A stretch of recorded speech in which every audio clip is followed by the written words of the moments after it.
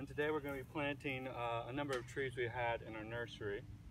Actually, this is a camellia bush, so I'm going to have to go back and get the other tree, a kumquat.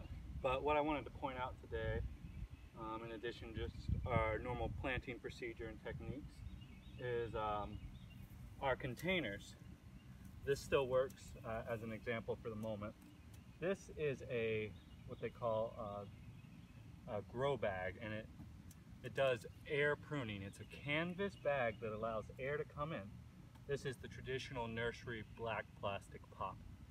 So the big difference here is whenever air gets to go in towards the roots, as opposed to this blocking impermeable material, what happens is the root reaches out, comes to the edge of the container, and the air prunes it.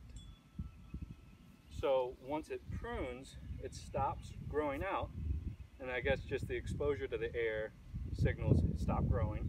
And so the central trunk of this plant will start to produce another additional root.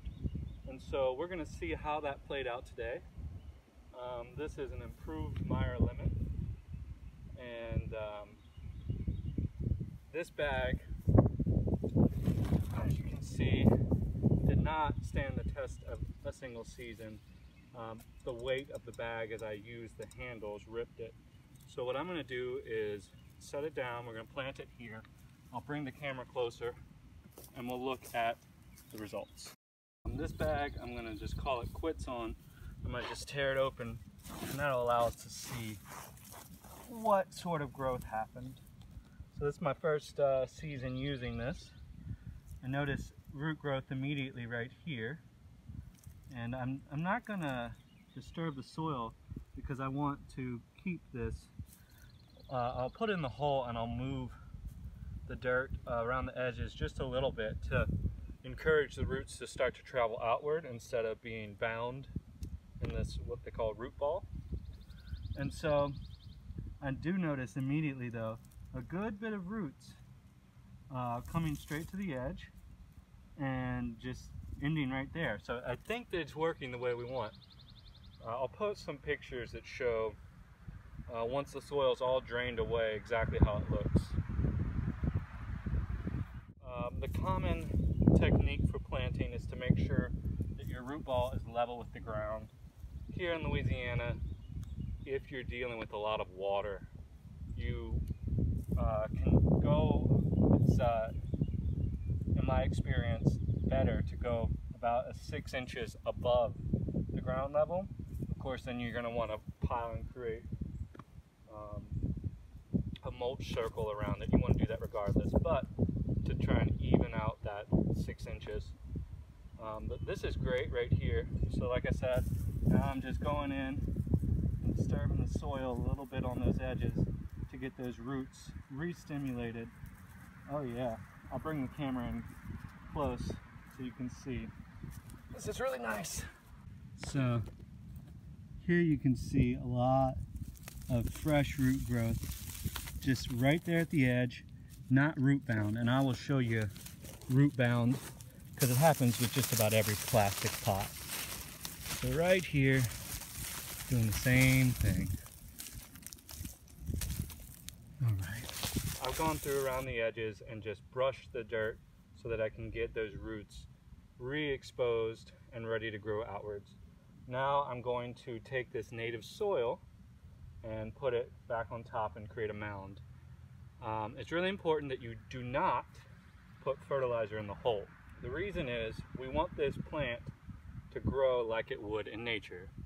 Permaculture is all about following the designs that nature shows to us, and we learn those by observing and through great teachers and books. So what we're going to do is just put this native soil back around. It's been shoveled up so it's nice and loose, which is good.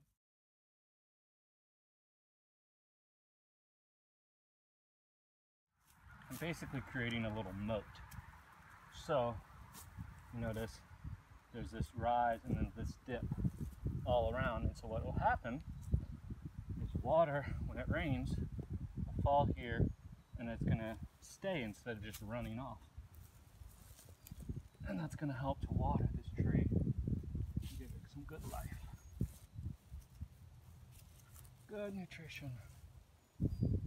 Now, what we're going to do next is we're going to take some compost and layer it on top of all this. Now, I mentioned earlier you don't want to fertilize directly in the hole. Don't want to put compost down there either. We want to mimic nature. So how does nature feed itself? How does a forest go in if no one's watering it and fertilizing it? Well, quite simply, the leaves fall, the tree branches fall, and they fall on top. They don't fall in the hole and get buried.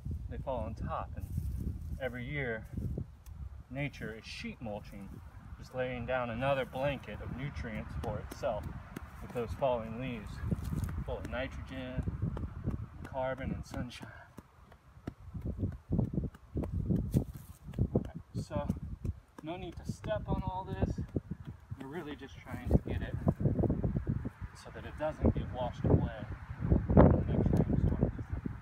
Nice light compaction. Following other permaculture principles, we would start to plant comfrey, other nitrogen fixers like gummy berries or goji berries, blueberries, wildflowers, create this nice diversity that again mimics nature, not just one plant, not a monoculture. Alright, and here we have a kumquat tree in a plastic container.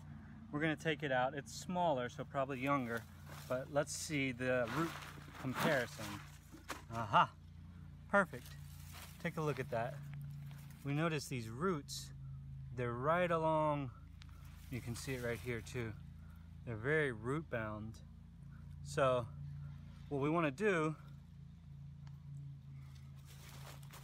is start to break that up a little bit. Make sure that once it gets in the hole, it's able, wow, look at that, all the way around. Dang.